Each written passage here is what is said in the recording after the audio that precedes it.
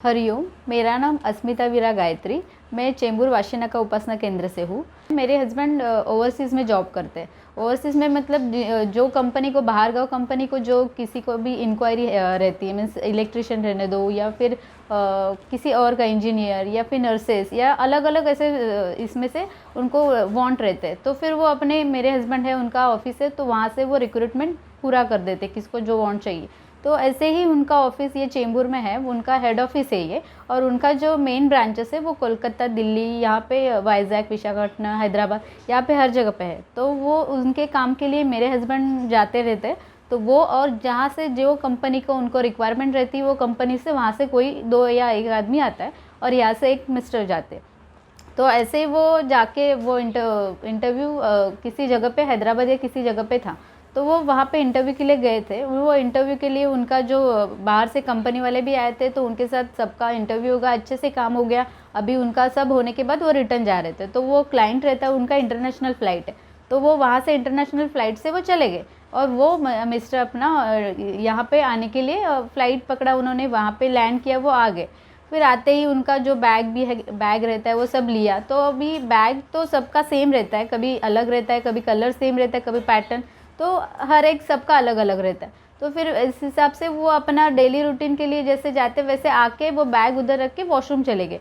और एक आदमी आया था, उसका भी सेम बैग था, उसने उसका भी बैग उधर रख दिया और उसने भी देखा नहीं कि ये कलर का बैग है तो मैं दूसरी जगह रखता हूँ, ऐसे उसने भी देखा नहीं, उसने भी रख दिया, वो भी वॉशरूम चले गए।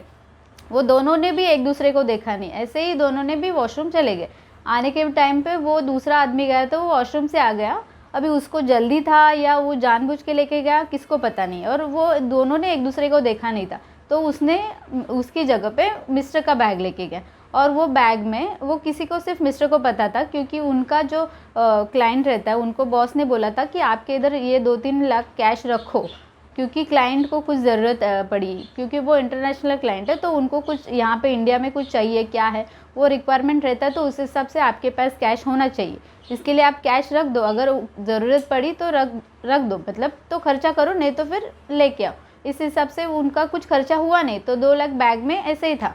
तो वो किसी को पता नहीं था, वो सिर्फ मेरे मिस्टर को ही पता था, इसके लिए उन्होंने वो बैग थोड़ा संभाल के रखा। पर अभी किसको पता नहीं, वो जैसे बोलते हैं ना, हम लोग ज़्यादा संभाल के रखते तो कोई भी शक करता है। फिर इसके लिए उन्होंने फ्री माइंड से वो बैग रख के वो वॉशरूम चले गए, और बैग लॉक था। फिर दूसरा आदमी आके, सेम बैग है वो, उसने लेके गया। फिर मिस्टर आए, उन्होंने देखा तो वो बैग उनका, उन्होंने पहचान लिया कि ये बैग तो मेरा नहीं है। तो फिर वो इधर उधर ढूंढने लगे, अरे वो बैग मेरा किधर गया, वो किसका था, और मैंने जो आदमी लेके गया उसको देखा तक नहीं, वो कौन था, क्या था, अभी मैं कैसे ढूंढूं। इसके लिए वो बैग पूरा इधर एयरपोर्ट एरिया में ढूंढ लिया उन्होंने, पर किधर मिला नहीं उनको। फिर वो बोले अभी मैं क्या करूँ। फिर उन्होंने बापू को बोला कि बापू तू, आप ही कर सकते हो ये काम, क्योंकि मुझे वो आदमी का चेहरा याद नहीं है, वो आदमी कौन था मैंने देखा नहीं है, वो बैग मेरा लेके गया, उसको पता है कि नहीं उस बैग में क्या है, मुझे पता नहीं है कुछ भी।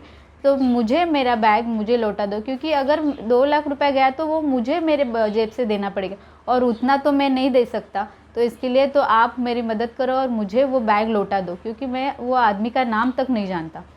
इसके लिए ऐसे करते करते फिर वो उन्होंने ढूंढ लिया उधर। और मिस्टर जब भी आते तो हम लोग को टाइम बताते कि ये टाइम पे मैं इधर उतरने वाला हूँ, ये टाइम पे मैं घर पे आ जाऊँगा। तो वो टाइम हो गया, तो तब तक वो आए नहीं। इसके लिए हम लोग बोले अभी तक क्यों नहीं आए। इसके लिए मैंने फ़ोन किया एक उनको कि क्या हुआ, आप तक आए नहीं। तो बोले कि ऐसा ऐसा मेरे साथ हुआ है, वो जो बैग था वो कोई लेके गया और उसमें कैश था, वो कैश था। ऐसे बोलने पर हम लोग भी डर गए, अभी ये कैश कौन लेके गया, और वो आदमी जानते तक नहीं हम लोग। फिर मैंने भी यहाँ पे प्रार्थना करना शुरू किया, बापू प्लीज़ आप ही कर सकते हो, क्योंकि वो आदमी ना कोई जानता है ना कोई पहचानता है, वो किधर गया क्या है वो कुछ नहीं पता, और अगर कंप्लेंट करेंगे तो पुलिस को भी क्या बताएंगे किसने लेके गया। तो फिर इसके लिए मैं भी यहाँ पे घर पे बापू को प्रार्थना कर रही थी, वो मिलने दो, आप ही कर सकते हो, वो आदमी को कैसे भी करके जिधर थे उधर वो बैग लौटाने के लिए बोलो।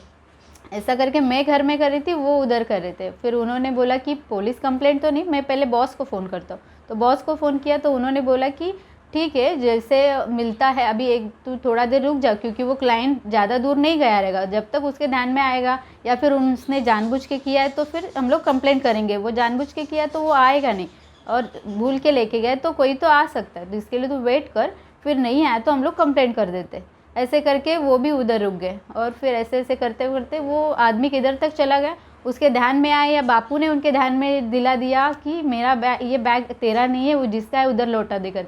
वो वैसे ही ऑटो रिटर्न करके वो आ गया और जिधर थे मिस्टर उधर ही बैग ला के दिया, और उन्होंने देखा वो सेम बैग उनका है, ऐसे करके उन्होंने उनका बैग रिटर्न दे दिया। फिर रिटर्न देने के बाद मिस्टर ने वो बैग लेके पूरा बैग चेक कर लिया कि क्या मेरा वो उसमें पैसा था वो सब सेफ़ है क्या। क्या बैग ओपन किया और वो आदमी भी बोला सॉरी मैं बहुत घाई में था, इसके लिए मैं बैग चेक नहीं कर पाया किसका है, मैं लेके जा गया डायरेक्टली, तो मुझे ऑटो में बैठ के रियलाइज़ हुआ कि ये बैग मेरा नहीं है, इसके लिए सॉरी। और वो बैग देके वो तुरंत निकल गया। फिर मिस्टर ने बैग ओपन करके चेक कर लिया कि हाँ एग्जैक्ट ये मेरा ही बैग था, उसमें पूरा जो कैश था वो सब वैसे ही है, मेरा जो कपड़ा वपड़ा सब सेम है। इसके लिए उन्होंने भी बापू को धन्यवाद किया कि आप ही कर सकते हो ये सब, क्योंकि मैं ये आदमी को पहचानता नहीं था, आपने जिधर से लेके गया उधर ही ला के दिया वो बैग, इसके लिए बापू को धन्यवाद। हरिओम श्री राम अंबद नाथ सवित।